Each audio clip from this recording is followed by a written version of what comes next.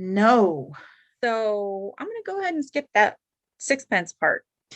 Maybe if you feel like you need all the good luck you can get, rethink this. Rethink the marriage. So this tradition dates all the way back to the Victorian era. I kind of thought it was older, but no. Okay. Where these old, new, borrowed, and blue items were procured to bring good fortune to the bride, especially when they were all worn together during the ceremony. The something old was worn to connect the bride to her past and her family, with the something new to signify she was about to start her own new family and her own journey. Unlike the old, the something borrowed was supposed to be taken from a happily married couple so that the couple's good fortune could be passed on to the bride. And the something blue was associated with faithfulness and loyalty in the relationship, akin to the phrase true blue, which I never knew what the blue thing was. I just thought it was something that rhymed. Yeah. So I'm glad I found that, because I was like, why is it something blue? Why does it have to be blue? I just didn't know. So I'm glad I knew that. I was like, I think they just picked blue because it rhymed. And then, of course, the last part of the rhyme was a sixpence in my shoe, which, again, it did not work out well for Princess Diana or Mariah Carey. No. So hopefully anybody else that put a sixpence, which I don't actually know how much that is, but I imagine it would be uncomfortable. Unless you had penny loafers that had that slot specifically for a coin, I feel like you would be stepping on a coin the whole time. Yeah, let's see. A sixpence value. It's 1/40th of a pound or half of a shilling. I got nothing. It says a sixpence is the equivalent of about 50 cents in 2014 dollars. Okay. So, all right. Like a 50-cent piece. Like a 50-cent piece, so like a $50. I am not putting that in my shoe. Oh my God, I would be messing with my foot the whole time. Yeah. But okay. It's smaller than ours. Our 50-cent pieces are huge. They are huge. But oh well, that doesn't matter. So moving on, again, we're going back to evil spirits, because now we're going to the origin of the bridal bouquet. Oh. Ancient Greek brides would carry clusters of herbs and spices, not flowers, to ward off evil spirits. The tiny bundle was thought to have magical powers. Okay. And it would ward off the evil spirits that, again, were after these specific brides for that 1 hour about before they got married. I don't know why. Weird. But yeah. But thankfully, we've graduated from the aromatic herb-filled bouquets to the ones with the peonies and gardenias and roses and whatever the hell else you want. I wonder, this is total speculation here, but I wonder if the bride was considered vulnerable in that moment because she was passing from the protection of her father to the protection of the husband. And like maybe she was vulnerable during the transition. To a spirit? Well, I'm just saying. Maybe, I don't know. I say that there's just like a demon who had one specific fetish and that is the only time he was able to escape hell. And so maybe. I don't know. Whatever. Maybe. Moving on to the origin of the honeymoon. Yeah. So why do we go on honeymoons? Because they're awesome. Well, I mean, besides that they're awesome. In present times, booking a trip to Hawaii or Aruba after the ceremony is for the couple to unwind after months of wedding planning. Back then, however, the honeymoon was an escape, literally. Remember the whole kidnapping the bride debacle attributed to the best man? Yeah. Allegedly, the honeymoon served as a way for the husband to hide the bride for about a month or so her tribe wouldn't know where to find her. Oh my God. Yep. Basically, it was back when it was the whole snatch a bride, make her yours, move to a different tribe. Basically, the honeymoon was so you hide out and hopefully get her pregnant, so she's yours now. They can't take her back. Oh my God. Yeah, I know. Some of these are very dark. Yeah. So now it's a lovely vacation where you go with your new wife or your new husband to bond and relax and just spend time, just the two of you as the married couple. And back then it was literally hiding out so that they wouldn't find you and take you back to your family. It's a freaking hostage situation. Kind of, yes. Ugh. Okay. I don't like that. Yes. Next is the origin of throwing rice, which I had been told, and I should know better than to trust my family because they're usually full of it. But I had been told they threw rice because everybody was poor as hell. So it was people giving them like food. They were like, here's rice to start your new family because everybody's poor as hell. I'm like, why would you? Okay, whatever. That's wrong. Obviously. Yeah, I don't feel like that's it. I know. And I was like, dirty ass rice that you're throwing at people? That's gross. But yeah, my family's full of it. Throwing rice at the happy couple during the recessional pretty much was non-existent today due to the safety hazard because, birds shouldn't eat rice. Mm-hmm. But back then it was to shower the bride and groom with fortune, prosperity, and fertility. Today you're more apt to seeing bubbles, lavender, bird seed. Mm-hmm. Some people do sparklers, but it's basically just fortune, prosperity, good luck, fertility, all of that good stuff. Okay. And then moving on to the origin of saving your wedding cake. I did not know this was a thing. You're supposed to save your wedding cake for till the first year of your marriage. Yeah, to eat on your 1-year anniversary. And I'm sitting here thinking like my 1-year anniversary is in like 3 weeks. Do I have mine? What happened to that? Did we? No. I think we got a coupon for a brand new one. Which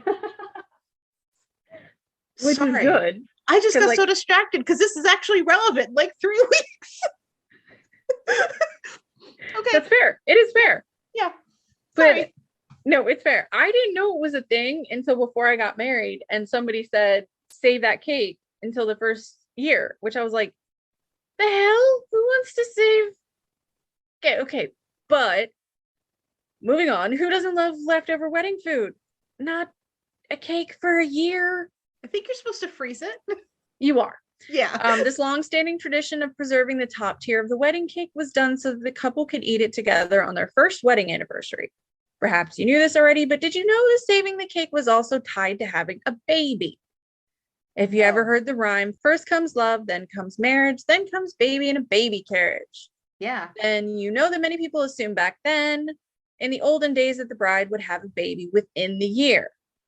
So the idea of saving the top half of the cake was so that the newlyweds wouldn't have to buy a celebratory dessert to announce the pregnancy or the birth. No. So you'd have the top of your wedding cake and you would have that to kind of announce, and it's a year later and we're pregnant or we're getting ready to have the baby or whatever. That's frugal. Yeah.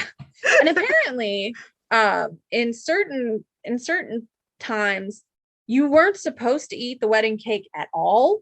It was the old version of a wedding favor, like the wedding favors. You didn't eat them. You wrapped up pieces and sent them as like wedding favors. Oh. And like people, I assume they can eat them if they wanted to go home, but you didn't eat them there. Like you gave them pieces as people were leaving. Like, this is a piece of our wedding cake. Thank you for coming. Thank you for coming. Because there was a story about two famous little people from the Barnum and Bailey circus who got married in this big, huge, like big top event. I think it was, stage name was Tiny Tom and Thumbelina, I think is what it was. I don't know what their actual names were, but they had this enormous wedding cake and someone had saved in a box this wedding cake and they still had it. Of course, it is an immensely dried out because it was from like the 1910s or something. Mm-hmm. But apparently that was something you did. You could eat it or you saved it as a keepsake. Weird. Yeah.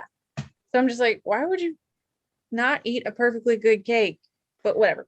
Yeah, I feel like perishable food items are not keepsakes. They should not be. Saying, but yeah. Okay, whatever. But moving on. Yeah. Moving on. So now we move on to the origin of the wedding rings. And these will move on, or these will include a lot of different cultures and countries, but obviously just going with that. Yep. Tradition not associated with evil spirits. Finally, we found one. Hey. Historically, the bride's ring symbolized ownership. So, Yeah. not the greatest. No. In early Roman, Greek, and Jewish cultures, rings were used as collateral to pay the father of the bride. The timeless tradition evolved with the advancement of women's rights, and now brides exchange rings with grooms as well. So originally, only the brides wore rings because it was collateral to pay the father. The reason those shiny bands are placed on the fourth finger during the ceremony is because the fourth finger was believed to contain a specific vein that leads to the heart. This myth has been debunked. Yeah, that's like from Roman times, though. It's an old myth. It is an old myth. Couples still abide by it today. Why we still use the ring finger, even though that's a very old myth that is long since been debunked. The double ring ceremony describes the exchange of wedding rings by and for both spouses, several European nations, and in Nordic countries. So not always was it ownership, because in Nordic countries, it was common to exchange rings for both the bride and the groom. So Vikings, bride and groom had rings. So it was not about ownership. And it was common to exchange plain engagement rings of the same form for both sexes. And typically, an additional, more precious and bejeweled wedding ring is given to the bride. In the nuptials, the groom's ring becomes a wedding ring. Also, it can be bestowed anew by the bride as part of the wedding ceremony. The engagement is commonly a matter of agreement between the two, and the wedding rings are chosen together. Both engagement and wedding rings are worn on the left hand, and the bride having both rings together. Occasionally, the groom receives a separate wedding ring. So, like Nordic countries, they had it down pretty much. In Germany and Austria, both parties use engagement rings worn on the left hand. At the nuptials, a wedding ring is placed on the right hand, as in several East European nations, including Bulgaria, Poland, and Russia. I knew the Poland thing. Yes, and Russia. So you will see a lot of in a lot of Russian, Poland, Bulgaria, and Greek Orthodox. A lot of times they wear their wedding rings on their right hand. So sometimes you will see a wedding ring on their right hand, and it'll be like, "What the heck?" And it just throws some people off. But I'm like, "Ooh, they're Polish." Yeah, it was actually on our honeymoon. When we were in Boston, we were watching, oh God, I don't remember the name of the series. Sexify. It was called Sexify. And it was made in Poland. Like, it's Polish and they've got English subtitles. So we were watching that, and one of the characters was engaged and she was wearing it on her right hand. And I Googled it then, like, oh, really? So I knew the Polish thing, and I learned it on my honeymoon. Yep. Any engagement rings can remain on the left hand, or it can be transferred to the right hand. In Germany, it has been customary for both the bride and the groom to wear wedding rings since at least the 1870s, and mentions couples exchanging rings during the wedding ceremony in the Netherlands can be found as far back as the 1815. In both the United States and Canada, wedding rings were initially worn only by wives, but became more customary for both spouses during the 20th century.